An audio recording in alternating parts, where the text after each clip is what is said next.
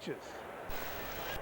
And some changes for the Cardinals defensively as we go to the 8th inning. John Mabry, who struck out as a pinch hitter, stays on to play third base. Fernando Tatis moves over from third to play shortstop. And the new pitcher is 28-year-old Rick Croushore. He actually has had some opportunities to close games, as you can see by his save count, but lately he struggled in that department. Blew a save over the weekend. He's now blown 3 saves in his last 4 opportunities. So his first batter, Mike Piazza. Middle of the order for the Mets here in the 8th inning. Piazza, Hundley, and McRae. Piazza doubled in 2 runs in the first inning. He's 1 for 3.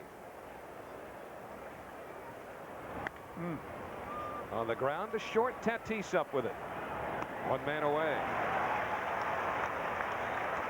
Well, right there, Piazza hit right on top of that ball to short. Todd Hundley did not hit on top of a ball. Earlier in the game, he got under a ball and crushed it. He impressed the folks here in St. Louis. They're used to McGuire-type home runs. Here's one. This is our Dodge drive of the game, and that ball landed in the luxury suites here at Busch Stadium. So our Dodge drive of the game impressed everybody in New York. I'm not so sure it impressed the folks here in St. Louis. But Howie Rhodes is of the mindset he doesn't want to see Ruth's, or I should say Maris's record broken. I've got an emotional attachment to that record. Did you know Roger? What's that? Did you know Roger? No, but you know what? He was my Babe? first. No. Lenny Harris hits one deep to right center. Chasing Langford back, but again, Ray Langford covers the ground. He is a graceful defensive center fielder. Not to mention what he could do with his bat. 2 outs, nobody on now, and McRae coming up. Harris hits his ball hard, but Langford chases it down. Langford, an outstanding defensive center fielder, also having a good year offensively, and he makes that look easy. He's made some nice catches in his game tonight. McRae takes a fastball. Long as you bring it up. In 1961, the year before the Mets came into existence, was the year my father introduced me to baseball. And what a year to be introduced, right? Yeah. As a 7-year-old with Maris, Mantle chasing Babe Ruth. So I've got an emotional attachment to that record. And if it's broken, fine. I just hope it happens in the last week of the season under dramatic circumstances. Maybe McGuire takes it down to the last day. Either way, it's been so good for baseball. It has brought baseball's popularity back. It's just been, I mean, the atmosphere here in St. Louis and really around the country. Keep in mind, he'll be in New York for 4 games next week. 2-1 to McRae. And Howie's one of Howie's favorite players. And there's Roger and me coming into today, 109 games. McRae goes up the middle. Kelly in the outfield. Can't get him. Even with that double clutch, it's unlikely he would have thrown McRae out. So Brian McRae has 2 for 4. It's really something how people in this country are mesmerized by the home run ball, and I'm one of them. Look at that graphic. RBIs, home runs, 61-46. And the one thing Mark McGuire can do better than anybody probably who ever played the game, hit the ball a long way. Look at where he hit a ball here at Busch Stadium. And there's a Band-Aid. That is 545 feet away from home plate. Did it against the Marlins on the 16th of May. Longest measured home run in the history of this ballpark. Carlos Baerga taps it to the right side. Kelly throws him out, and the side's retired. So no runs, 1 hit, and McGuire will hit third in the 8th inning. Still 4-2 New York. The thing that stands out about that guy right there, more so than anybody, is how far he hits him. And we showed you the Band-Aid. That's a great. How big is that Band-Aid? 545 feet away from home plate, probably another 20 feet high. That's more than that. What'd you say? 20, 30 feet, maybe 20 feet anyhow. It's got to be the biggest Band-Aid in the world. Well, Dennis Cook won't have any bleeding to stop because Al Leiter did an outstanding job through 7 innings, allowing only 4 hits and 2 first-inning runs. Leiter struck out 7, and so Dennis Cook on to face the top of the Cardinals batting order. Pat Kelly, Ray Langford, and then Mark McGuire. And the first pitch to Kelly hits the inside corner. Threw him a straight change, probably practicing for McGuire.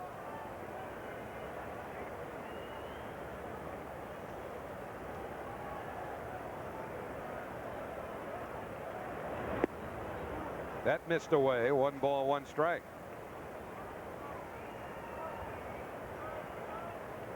In case you joined us late, the Mets announced that they've made a deal with the Kansas City Royals. Jermaine Allensworth, speedy center fielder, now a New York Met. That got home plate up C.B. Buckner.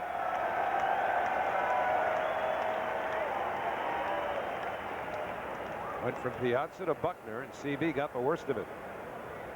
A little more on that Jermaine Allensworth deal. You'll remember the Pirates traded Allensworth to the Kansas City Royals. Right off the right shoulder. Rumor had it early in the year that the Mets were interested in Allensworth. So when he was with the Pirates, so they finally got him. And it was more or less a low-level minor leaguer that went to the Pirates as payment for Jermaine Allensworth.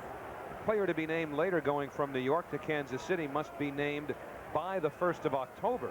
But when Allensworth gets here tomorrow, the Mets are going to have to take somebody off the roster. And the 1-2 pitch just missed. Count even on Kelly.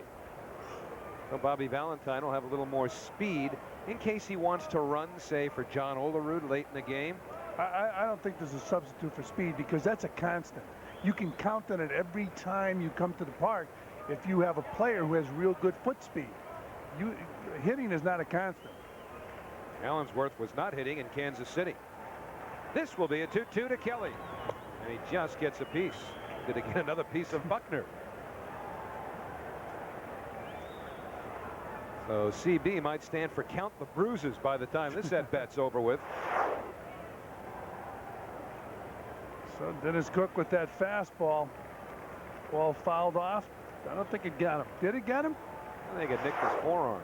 I believe that Piazza turned around and asked him. CB said, don't worry. Well, he did get hit. Well, no, he got hit in the shoulder before. Remember the right shoulder? Still trying to shake it off. Maybe that grazed him. 2-2 to Kelly, leading off the 8th. First batter for Dennis Cook. Popped up a foul ball right above our broadcast position. So Kelly making Cook work. Although so far the home plate ump has gotten the worst of the deal.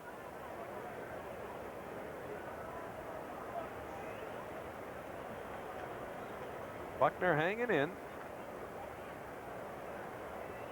We'll have this entire series for you here on Fox Sports New York. Bobby Jones faces Kent Mercker tomorrow. Mercker's won his last 3 for the Cardinals. Cardinals started play off of that 5-game winning streak, 7 games back in the wild card. But they've also got 6 teams in front of them. Cardinals and Phillies tied 4 games under 500, 7 games behind the Cubs. And the 2-2 to Kelly. Popped up behind the plate. Piazza hoping for a play, but that too will reach the seats. So Kelly having a good at-bat here. Count stays even. 2 balls, 2 strikes. In all likelihood, Delino DeShields will be in the leadoff spot and playing second base tomorrow night. He was activated tonight, but La Russa decided not to use him. Especially with left-hander Al Leiter on the mound and DeShields a left-hand batter. So he throws Mabry in there as a pinch hitter. You know where you stand with him. Thanks, Tony. And the 2-2 pitch lays off. Years ago, they used to call that being guillotined.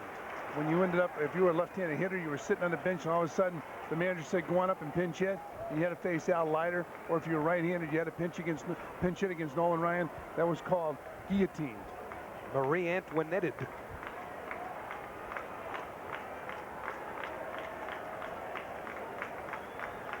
So it'll be a payoff pitch to Kelly.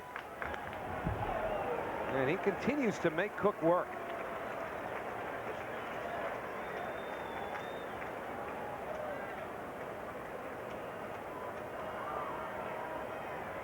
Kelly's fouled off probably a half dozen pitches. Dennis Cook having some trouble with the first batter he faces here. Langford and then McGuire for the Cardinals here in the 8th inning. Again, a payoff pitch. And did Kelly hold up? He Big break right there for the Mets. Kelly, the leadoff hitter, here in the 8th inning, unable to check his swing. Well, Kelly thought he had ball 4 and a well-earned walk, but C.B. Buckner looked for help. Yeah, it was a good at bat, but Kelly was unable to check his swing. Very good at bat by Pat Kelly. Ball out of the strike zone, but it's so tempting when that ball is there. And see where he finishes with his bat. Let me do it on a telestrator here. There it is. So an invisible strike zone. Yeah, no telestrator. Cook wins the battle with Kelly. Now he's got Langford, who drove in a run with a first inning double. Challenged him, 0-1.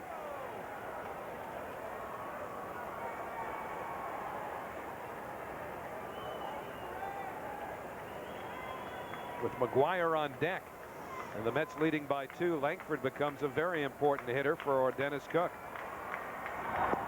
And now he's in front, no balls, 2 strikes. You keep Langford off base here. McGuire can hit one 565 feet. It would only pull the Cardinals to within a run. What an imposing figure. That's the story of baseball this year, standing in the on-deck circle. What a great story with all the strife a few years ago for McGuire, as well as Sosa and Griffey to go mano a mano. You know, don't forget about Greg Vaughn either, is still in the mix. What's he got, about 38 home runs? Vaughn having an outstanding season for the San Diego Padres. That's fouled away. Ray Langford, key to our Coors Light play of the day. He's done it with his bat, but also with his glove. Yeah, he's made some nice catches in his ball game. There's one. He makes an identical catch later on in the game. Robin Ray Ordonez of a base hit.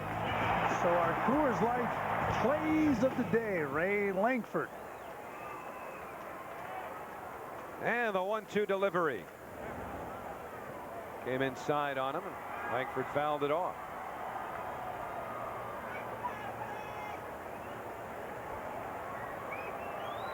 Langford's name also came up in trade rumors earlier this year when the Cardinals struggled, as they did out of the chute. They got off to a very difficult start.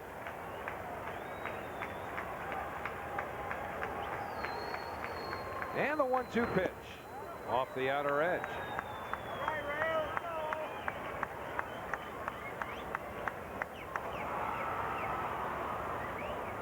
So Cook's got him both times he's faced him. And he's even here, 2-2.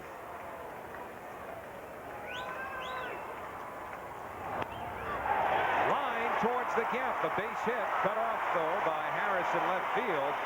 And Ray Langford, a big hit for the Cardinals, because now Mark McGuire represents the tying run at the plate.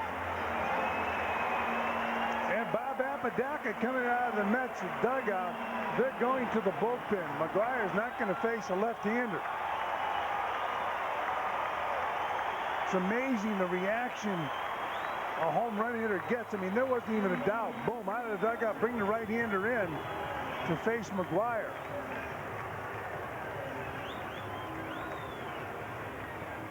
So Dennis Cook upset, giving up that 2-strike hit to Langford. And now Turk Wendell will answer this on-the-point call to the bullpen, with the Mets leading by 2, 1 out, 1 on, and McGuire coming up. It's a great sign right there. Especially 25, who's batting now. And he's sitting on 47. He's got 46 home runs now. He has struck out twice, walked once tonight. Turk Wendell out of the bullpen to face McGuire. And the first pitch, a slider. Great story about McGuire when he was with the Oakland A's his rookie year. We showed a shot of him hitting his first home run. He hit 49. Look at the outfield as well as the shift on the infield. That's Baerga, the second baseman, near the bag. Look how deep all 3 outfielders are against McGuire. 1 ball, 1 strike to Mark. Looked like a backup slider right there. Might have caught the plate. Remember now, for example, Brian McRae, the Mets center fielder, normally plays fairly shallow. Look how close he is to the warning track. That's a guy who plays a shallow center field normally. Oh. Did he go around? He did, says C.B. Buckner. And so Wendell ahead, 1-2. course, the Mets don't want to allow a base hit here, but they'll gladly allow, if McGuire is going to get a base hit, McGuire to dunk one into the outfield rather than drive one either over the wall or over one of the outfielders' heads. McGuire is not fast, so you can keep him at first base. Remember, he's the tying run. He just took a hanging breaking ball again. High slider from Wendell. 2 balls, 2 strikes. McGuire's only seen Wendell twice. He's 0 for 2 against him.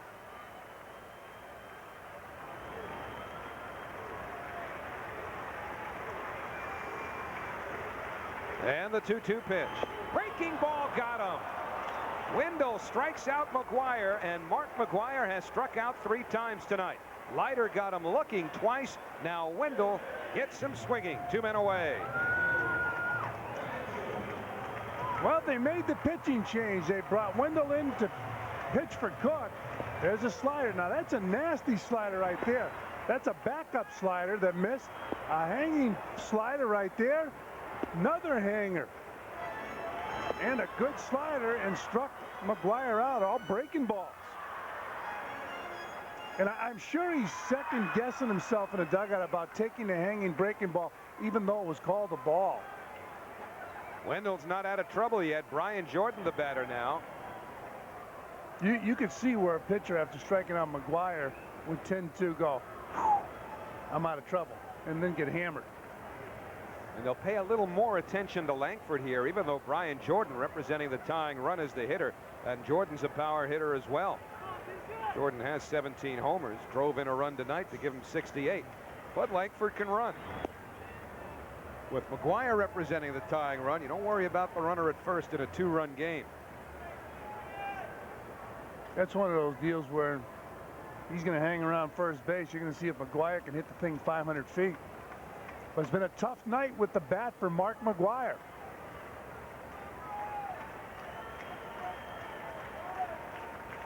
Langford has 15 stolen bases, and that's pulled foul deep down the left field line. Even McGuire's BP tonight, although he hit a couple balls out, we've seen him just be absolutely amazing in batting practice. So if you can get out to Shea Stadium when the Cardinals come in and watch BP, it's quite a sight.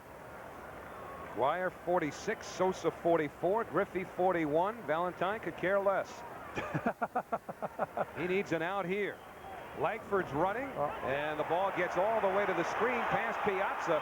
Langford thought about third base, but with 2 outs, will stay on second.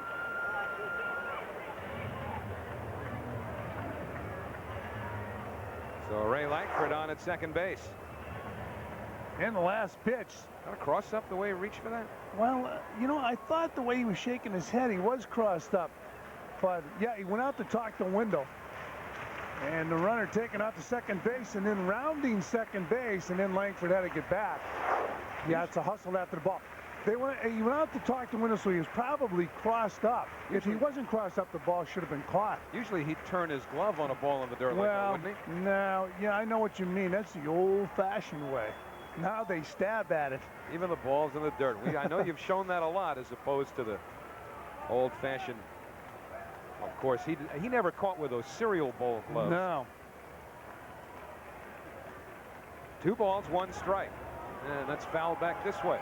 So 2 balls, 2 strikes now to Jordan. You're taught when the ball's in the dirt to turn the glove the other way and get your body in front of it. And the glove really is out there. You're hoping to knock the ball down if it's in the dirt with your glove or your body. But it looked like Mike Piazza was caught by surprise on that pitch from Turk Wendell. Last thing you want to do is be crossed up. That's why you got to keep the sign simple. The scoring on that play, of course, is stolen base. So the 2-2 pitch. Jordan, fly ball right at Brian McRae. And the side retired. So no runs a hit, 1 left. We're going to go to the 9th inning. Wendell's done his job. The fans here in St. Louis thought they'd catch a home run, but this was a pretty picture to Turk Wendell and the New York Mets. And they'll take a 2-run lead into the 9th. This place was pretty much packed, but Mark McGuire hit and struck out in the last of the 8th inning. Fans stuck around to see if the Cardinals would rally. But now that McGuire and the Cardinals are done in the 8th, they're leaving Busch Stadium. It's only a 2-run lead. I was told that happened a lot in Pittsburgh when Ralph Kiner played for the Pirates. And after his last at bat, Forbes Field would empty out. Same thing happening here at Busch Stadium. And this is still a close game. Ordonez rolls it to the shortstop, Tatis. That's the first out here in the 9th inning. 4-2 New York. First of a 3-game series. As the road trip continues this week, a look at our Delta Airlines upcoming schedule. Shows you that we'll have both games here in St. Louis following tonight. And then the Mets get their first look, Fran, at the Bob Bank One ballpark in Phoenix. Man, looking forward to going out there. They say it's a beautiful ballpark, and they fill it up. About 106, 107 degrees in Phoenix this week. Just the way we like it. Leave the overcoats home. So Matt Franco will be a pinch hitter, and Brian McRae, who doesn't figure to hit in this inning unless the Mets rally, decides to conserve his energy. That's not the dugout. That's the Mets bullpen. That's how hot and humid it is here in St. Louis tonight. So McRae, the Mets center fielder, hanging out in the bullpen so he doesn't have to come all the way into the dugout. Brian should be used to that weather. He watched his dad play ball not far from here in Kansas City. 1-1 to the pinch hitter, Matt Franco.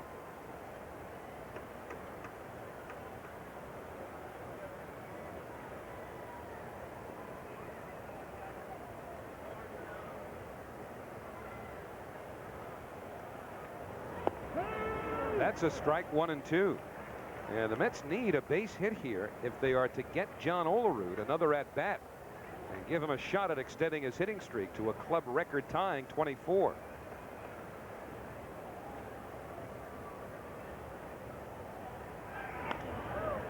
Softly hit. Pat Kelly, a wide throw. McGuire holds the bag. 2 men away. Mets going to need 2 hits here, or 2 base runners anyway. It was 1984 when Hubie Brooks set the record off of Joaquin Andujar and the Cardinals. A bouncer past Ozzie Smith, and for Hubie, a 24-game hitting streak. Now that set the Met record because the old streak was 23. Mike Vail and Cleon Jones had hit in 23 straight games, and it looks like Olerud may wind up stuck on 23 unless Tony Phillips here and then Alfonso after him can get on base. Olerud 0 for 3 with a walk tonight.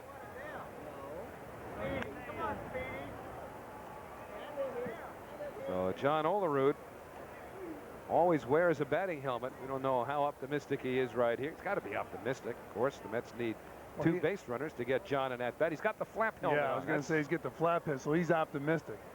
Of course, John is the exception to the rule. When you see a player in the dugout, you ordinarily assume if he's wearing the batting helmet that he's going to be up sooner or later in that inning. But remember, John wears it in the field and in the dugout at all times. Wear the helmet in the field that does not feature the flap.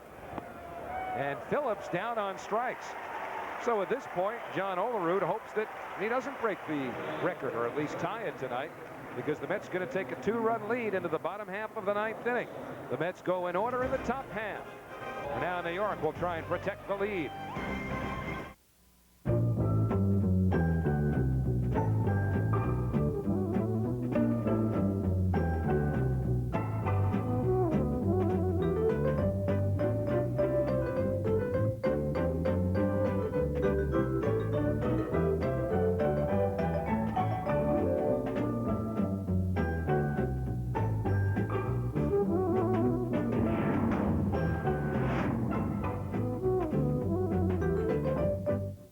Sizzler presents Invasion of the Giant Crabs.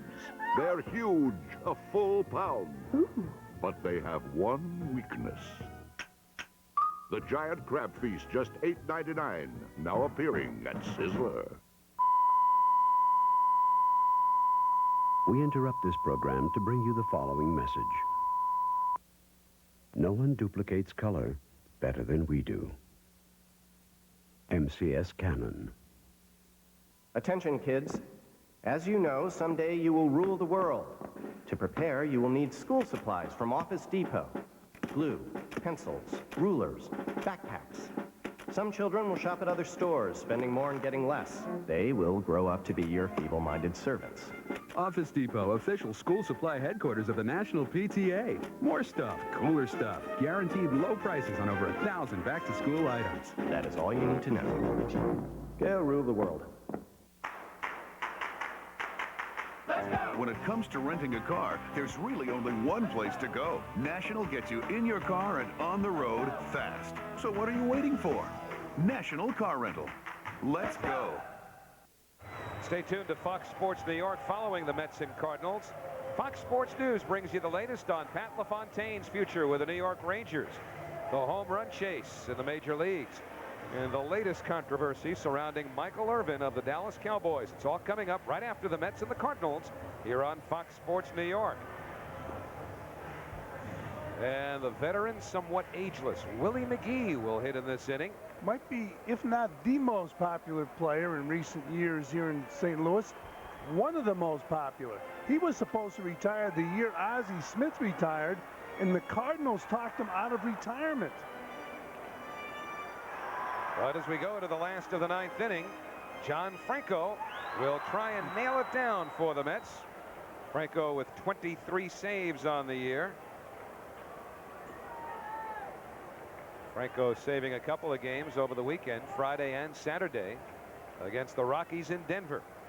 So Franco will go after Ron Gant, who is 0 for 3. He's got McGee on deck to hit for Pagnozzi. Tony La Russa does, as Gant swings and misses. Gant has had some success against Franco before. .216 on the season. Camouflages what he's done against Franco. 5 out of 13, including a home run. Fouls that pitch off, and so advantage Franco. 0-2. Gant, a guy who loves that fastball. We'll see if John Franco takes number 5 and throws him an off-speed pitch. He throws that dead fish in the dirt. But against Franco, he's been successful.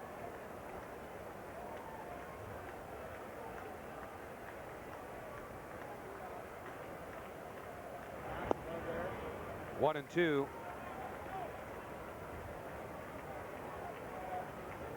Gant, McGee on deck, and then Fernando Tatis scheduled for the Cardinals.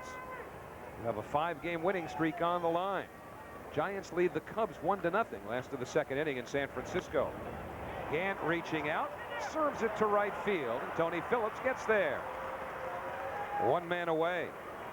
Of course, part of the fun tonight was watching Al Leiter go after Mark McGwire. Leiter faced him 3 times, walking him once and catching him looking twice. And tomorrow night on our pregame show, Al Leiter will go over his duel with McGwire pitch by pitch. Make sure to stay tuned tomorrow. I don't think McGwire has gotten his mind off of that last at-bat, or maybe his whole body of work tonight yet. Yeah, the last at bat against Taekwondo, the slider, and slider. And he took one hanging slider that when Mark McGwire was swinging the bat real well, he would have hit that 600 feet. Willie McGee, first ball hitting. Deep right field, but playable for Phillips. McGee retired, and the Mets are an out away from a series opening win. And out in San Francisco, they played 2 innings, the Cubs and the Giants are up 1-0. Remember, if the Mets hold on here and the Giants beat the Cubs, the Mets would go to sleep tonight in the wild card spot in the National League. Now it's bottom of the 3rd, and they're all tied at 1, the Giants and the Cubs. Bobby Valentine starting play a game and a half ahead of the Giants. So the Mets will gain a game if they hold on here against one of those teams. Ball 1 to Fernando Tatis. Tatis 1 for 2. Has a right to feel he should be 2 for 2. Drove one right back at Al Leiter his last time up, and Leiter, ducking, got his glove up and grabbed the ball. Then said, I didn't see it. Self-preservation on Leiter's part. Franco's gotten 2 fly ball outs to start the 9th inning.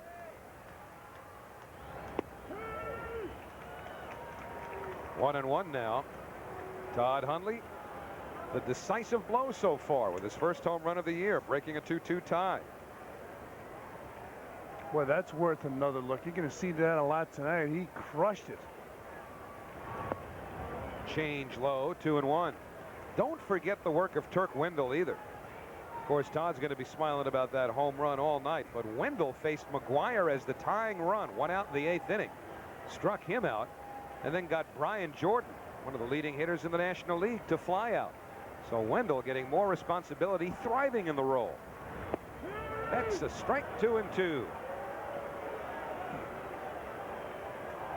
The Mets hold on here. Todd Hundley will talk about that home run with Matt Loughlin. Make sure to stay tuned.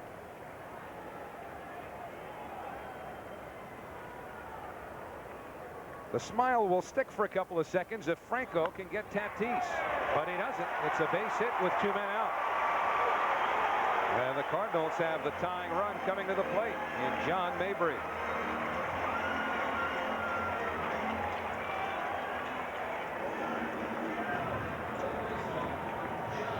Bobby Valentine moving his outfielders back.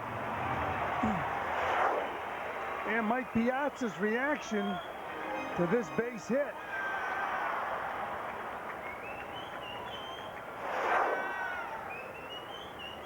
So Mabry takes a fastball for a strike.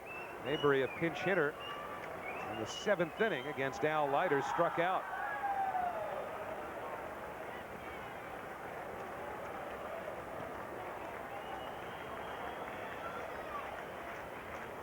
Mabry 2 for 4 in his career against Franco.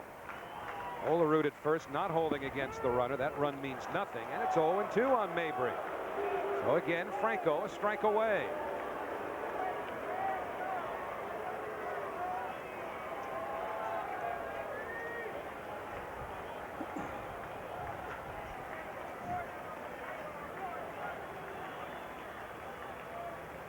It'll be an 0-2 pitch to Mabry. And it's just off the outside corner. So on we go. 1 ball, 2 strikes. Mabry has seen 2 left-handers tonight, Al Leiter and John Franco. Sure, he's much more comfortable against John. John around the plate, not overpowering.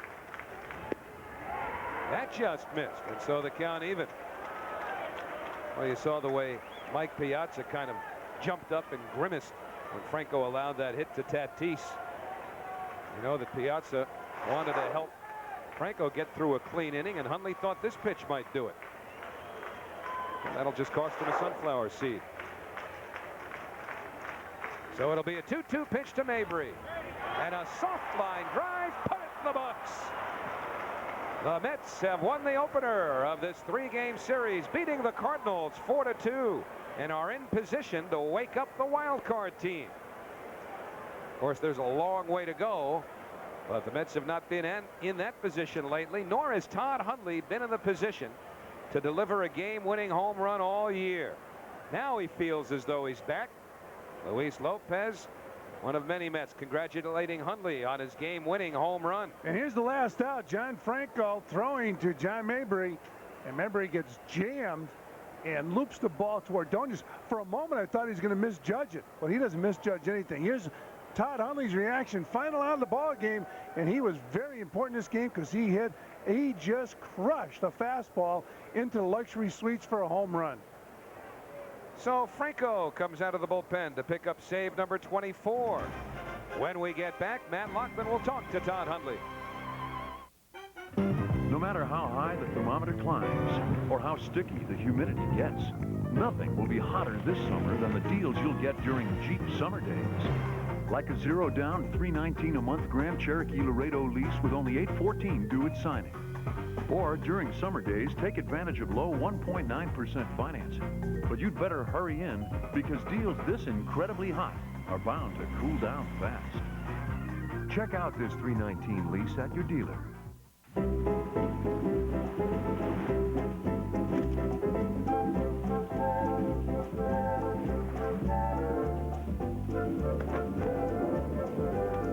Having fun yet? Then get to the summer of fun and nobody beats the Wiz. Buy the fun stuff you want and get more fun stuff, like special offers, tickets to games, Madison Square Garden, Radio City Music Hall with select purchases. See newspaper for details. Nobody beats the Wiz, a Cablevision company. Mets take the first game of this 3-game series over St. Louis. They win by a score of 4-2. Al Leiter picks up his 11th victory of the season. John Franco comes on in the 9th and picks up the save. And you see that bottom number there, Todd Hundley, with the 1 next to his name after the home run. And Todd, I know you've been waiting a long time for it. No question about that one. Yeah, Matty, I have been waiting for it. You know, I just had to relax and you know, to get in stride. You know, it's been a long time, and finally, boom, I caught one, swung hard, hit hard, got everything behind it, and you know, boom, bottom line is winning ball games, and then right now that's what we got to do. Well, the combination is nice, though. You get that first home run, and the team does come up with the victory. How much might it relax you now that you've gotten it out of the way?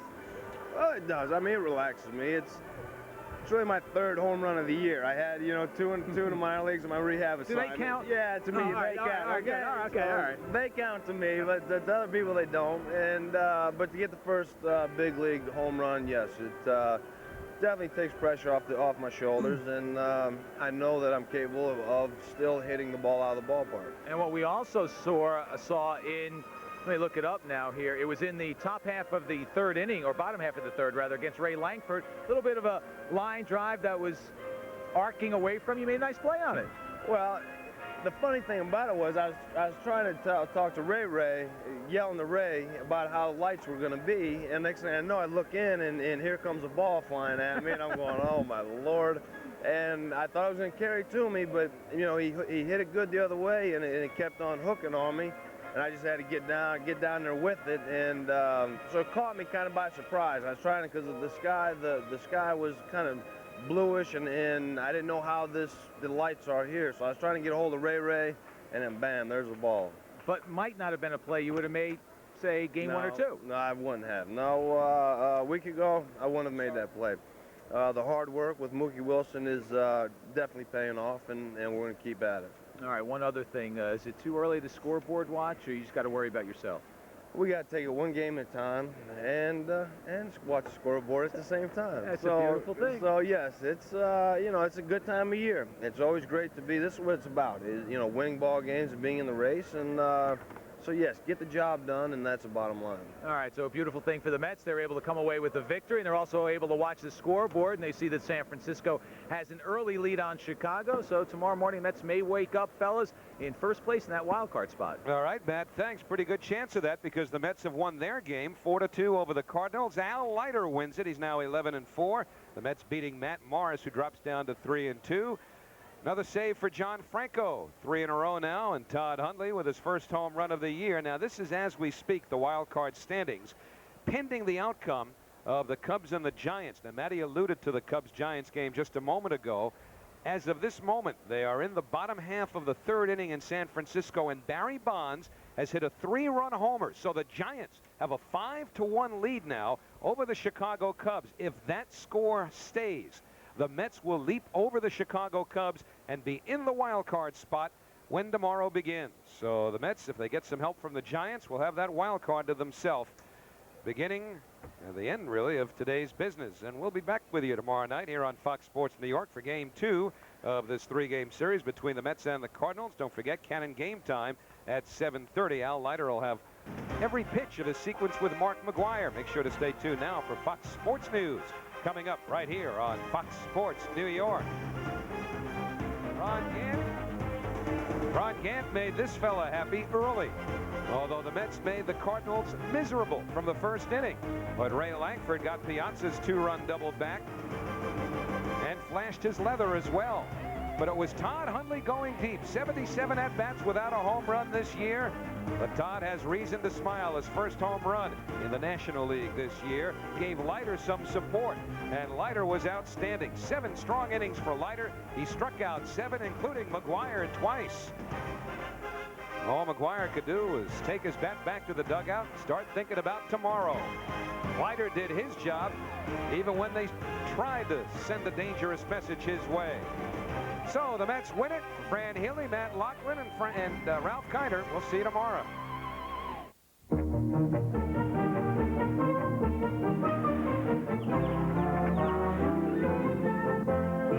This might be a good time to talk about the Michelin X1. Thanks to Michelin technology, it gives you long mileage and better wet braking than any rain tire. And that should make everyone on a wet road happy. Michelin, celebrating 100 years of innovation.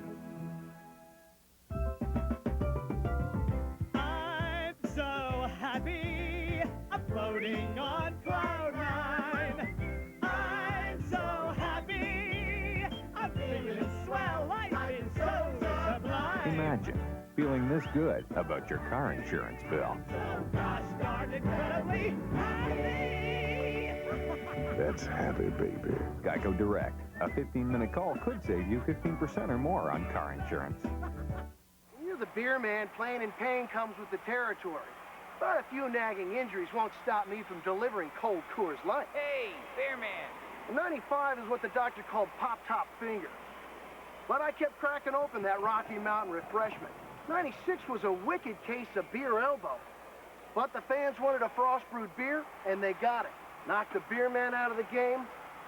Well, that would take something really serious. Coors Light?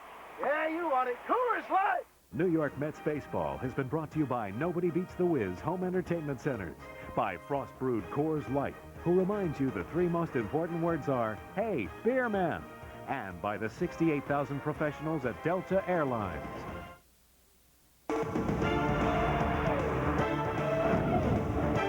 Now, tonight's most up-to-the-minute scores, highlights, and sports news from coast to coast. This is Fox Sports News Primetime. We're back! And so are you, and we are so happy about that. Welcome to the Fox Network Center. Jeannie Zelasco, Kevin Frazier working for you. This is Fox Sports News Primetime. Oh, as always, we are packed full of highlights. Let's just roll out the big boy. Don't waste any time. Let's see what's inside of the Jumbotron. Scott Brosius looking for a home run, his third straight game for the Yankees. They are simply ridiculous. In St. Louis, the Mets' Todd Hundley hoping to overshadow Big Mac in the Cards. And we'll tell you how Michael Irvin's boss is trying to get him out of some hot water with a fellow teammate. Plus, Gary Zimmerman checks out in Denver. John Walsh checks in from the PGA, and we'll also check on the Big Red as they hit camp. But we start at the top with baseball's best. The New York Yankees team, unbelievable, is a ridiculous 42-8 at home. So what in the world could the Twins possibly offer as they rolled into the Bronx today? Well, actually, there is an interesting sidebar. Bernie Williams entered the night just 1 point behind Minnesota's Todd Walker in the AL batting race. To a rehab assignment tomorrow. And how about this? The rich get richer. Chili Davis should be ready to go sometime this week. Bottom of the second, a little luck for the Twins. Derek Jeter takes the bad bounce. Ron Coomer out. Next batter, Yanks get lucky. This time, Jeter strokes an RBI single to left. Marty Cordova plays Matador defense, and Nobby scores all the way from first. That made it 3-0. Bottom of the fourth. Scott Brosius uncorks a blast. The third straight game that he's hit a home run. A two-run shot, his 13th. New York up 6-0 after 4. Top of the 7th. Hideki Arabu working on a one-hitter. Watch Hideki. Look at the big boy roll over to first. Gotta like that. Yeah, it was that kind of night. Hideki battles the rain and the Twins, and the Yankees improve to 43-8 at home as they win this one. 7-3 the final score.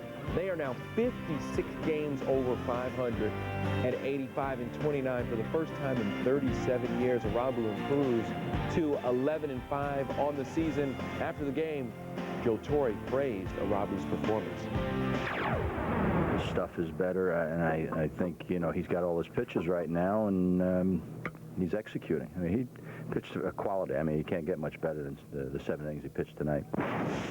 I'm very amazed at what's going on. You know, I'm not saying we're not capable. Obviously we are, because it's not a fluke. But to have things go our way the way they've been going, and I'm just proud of the way the ball club goes out there every day wanting to win. I'll tell you what, the Yankees are on pace to decimate the Cubs' 1906 mark of 116 wins. If they do, they can thank the friendly confines of Yankee Stadium, where they still have not lost a series all year long. They say that idle time is the source of all bad habits. Mark McGwire recently complained that he can't pick his nose without a story being written about it. Mark has way too much idle time. It must be those 26 intentional walks. Mac leads the majors with 121 free passes, already exceeding Roger Maris's total from 61. Cards fans were hoping the Mets' Al Leiter would actually pitch to Mac tonight, and he does, and McGwire jumps all over it. It's deep, but it's just a bit outside, and now McGwire has Leiter really scared. He's just going to stay away from him. Just take the base. Just take it. Top three tied at 2, Mike Piazza. Around to Luis Ordaz, who misplays it badly, don't you think? Right off his glove. Now, can you believe they originally ruled that a hit? Home field advantage. Then they woke up. Error. Next pitch, backup catcher Todd Hundley doing what the pizza man couldn't. Deep to right, first home run of the year, 4-2 Mets. Hundley finally smiling in the dugout. Top 6, same score. Ray Ordonez lines to center. Ray Langford says, Ray, not a happy guy. He's got to go back. Bottom 6. The huge forearms of McGwire ready to do some damage. Al Leiter says, take a seat, Big Mac. Your at-bat is over. Bottom 7, Fernando Tatis. Pagnozzi leads from second. Smashing one right back at Leiter, but he says, I got it. I'm all over it. Tatis can't believe it. Leiter almost had his head taken off. Bottom 8, McGwire. Here he is again with another shot. He could tie it. But Big Mac goes down swinging. McGwire 0 for 3 with 3 Ks. The Mets win 4-2 the final score. The Mets snap the Cardinals' 5-game winning streak, pick up their 7th win in their last 10 in the process. McGwire 0 for 3, struck out 3 times, walked once. And Mac's numbers are drawing closer and closer to Maris's. It's kind of fun to watch and wonder, you know, what scrutiny Maris had to tolerate. Of course, all his questions were about the great Ruth chase, but he too was set to deflect the questions. No big surprise. More scores for you. At the stick right now, bottom 3, Giants out in front of the Cubs. Both teams looking to snap a 4-game losing streak. As for Sammy, he's 0 for 2, struck out twice on the night. Our Major League Baseball analyst, Steve Sachs, joins us now. And, Steve, what's going on in Big Mac's head? Well, I think he's just in a little bit of a rut right now. He hit a home run recently, but still, we're going to show you later on tonight that Mac had several chances to hit a home run tonight, 5 or 6 balls that he usually drives way out of the park. And you can see in his first time up, he had a premier opportunity with the ball inside, got some good wood on this ball. Leiter just puts that ball a little bit too far inside for Mac, don't you think? But he gets a hold of this one and drives it just barely foul. I thought that was fair as it left the park, but, you know, this is just one of those days for Mac. And a little bit later on in the Fox Scope, we're going to give you a chance to see all these other times that Mac just barely missed. And I mean, he just barely missed. But this is an opportunity right here where Mac can sit back and say, hey, I've learned a little bit. I can come back tomorrow. He may hit 2 balls, 3 balls for home runs tomorrow. They're not even in the strike zone. That's the way it's been his whole career, and that's probably what we'll see. Al Leiter just happy he escaped. He is. He's very lucky he did, too, especially that first time up. All right, Steve, thanks. All right, Steve, we'll talk to you a little bit later. Yep. Well, on a recent trip to Disneyland, I braved Space Mountain, but as it turns out, Disney's wildest ride is actually about 5 minutes outside the park, better known as the Anaheim Angels.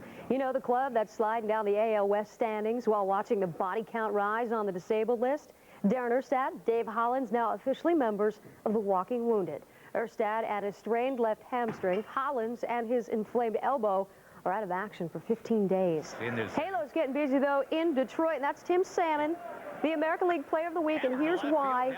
He still has it going. Second inning, ground rule double, one of 2 hits on the night for Tim. Later in that same inning, bases loaded for Gary DiSarcina. Rips one to center. Look at this placement. Right up and over Brian Hunter's head. 2-run score. Buddy Bell not even wanting to look at the 4-1 deficit. Meanwhile, Omar Olivares takes care of Bobby Higginson doing his part. The Tigers lose, and the Angels pull to within 1.5 games of idle Texas. Angels pick up just their 4th victory in their last 11 and hand Detroit its 7th straight loss in the process. Cowboys owner Jerry Jones is disputing a report in the Dallas Morning News that he helped broker a payoff in the high 6 figures between Michael Irvin and Cowboys guard Everett McIver to keep the all-star receiver out of jail. According to a source close to the situation, Irvin attacked McIver with a pair of scissors after the two argued over who was next in line to get a haircut.